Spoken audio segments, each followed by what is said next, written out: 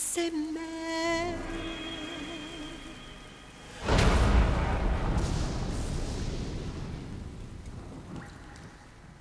What is up, guys? I am Krautmouse and welcome to the Act 4 video of our Metal Gear Solid 4 Easter egg run through. Now we're going to start in the Nomad as usual, and this is the act where you want to pick up the camera. Unfortunately I was stupid and picked it up in Act 3 by mistake, but this is the act where you want to pick it up and you will get some extra photos of Naomi and Sunny fucking around.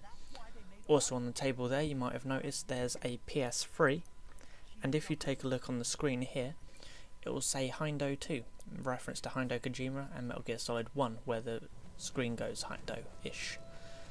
Now we're entering the first area here where we're going to have the opening song play from Metal Gear Solid 1, and in case you didn't know, this entire act is set inside Metal Gear Solid 1 in Shadow Moses.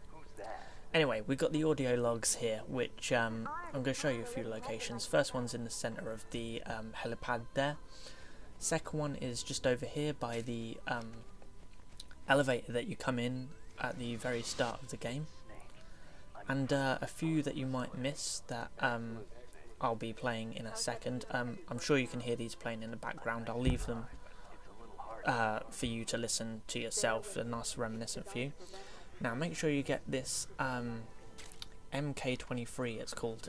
It's the gun from the first game, because you get a secret audio log especially for that. And you also get one for facing north and putting the camera all the way up here.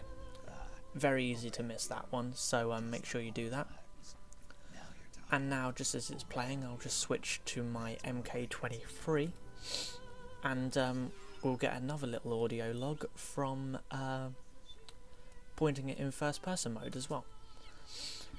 Another audio log which I miss in this video is on the stairs going up in the tanker hangar, which is just ahead of us here. Oh, you also might miss this. This is camera video and you get a little secret X flash there.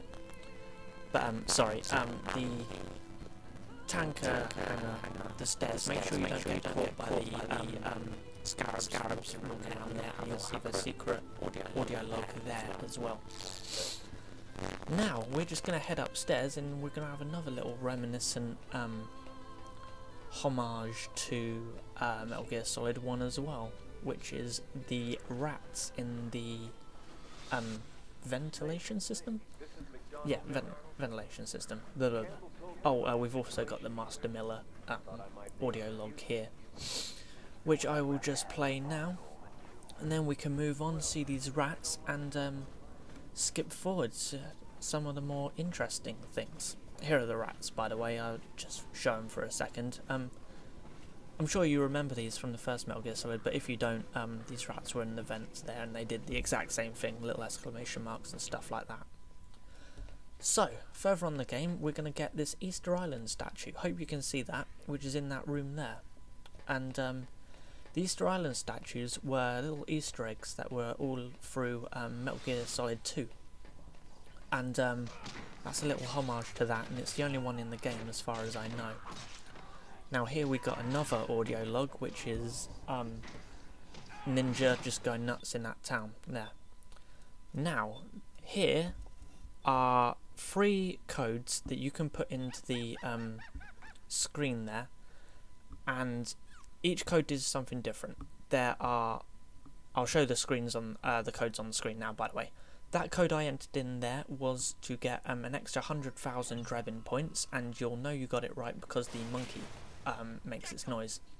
The other 2 on the screen at the moment are for iPod tracks, so make sure you go get them. Obviously it will take you 3 tries to get them all, so 3 runs.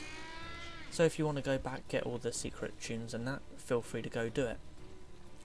Now, when that gecko drops down, you can shoot him, or you can switch on the power in using the Mark II to go kill him a unique way. I don't understand why the power doesn't kill the Mark III there. I mean, not sure, a bit weird, but yeah, that's cool. Then later on, I just want to show you, this isn't an Easter egg, it's just a really easy way to destroy the geckos rather than faffing around hiding from him and waiting for that time limit to go down. Grab a sniper rifle, preferably the one which sits over your shoulder, the one Johnny uses in Act 5. Not sure what it's called, but yeah, as you see there, I used a DR1 and it's stupidly effective against the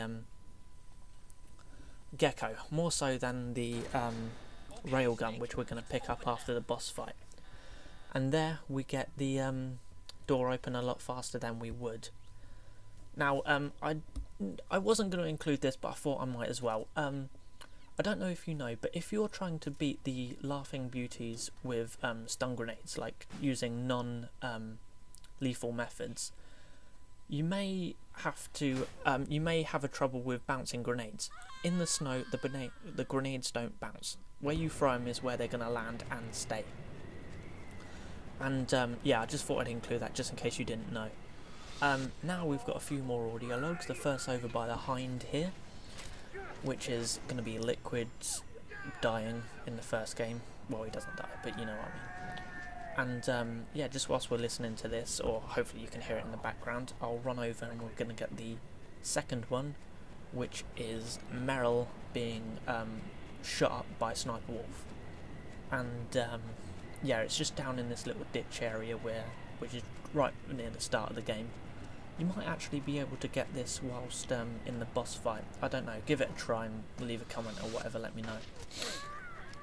So yeah, whilst this is playing, I'm heading over towards the third one, but I just want to stop to have a look at these wolves as well, because you may not know that if you defeat Laughing Beauty using non-lethal methods, the wolves have little love hearts above their heads. So I'll go look at this guy, get a nice little first person view. And yeah, just like as if you had the what's it called, the wolf handkerchief in the first game, you get that there. And this is our second to last audio log. It's just in the south tower on the north side. So go up those stairs and run around to the other side. It's on the first floor of it, so you don't need to go up any more ladders than that. And you'll just get the audio message of when Liquid arrives in the Hind. Whew. And yeah, we've got another little audio log which I just ran completely through here. I guess it's in the middle near where that wolf would be. How is where to start this blah blah blah audio log, but yeah, that's just Otacon crying over Crying Wolf, so you know, you'll probably get that one anyway. I don't know how I missed that running backwards, but somehow I did.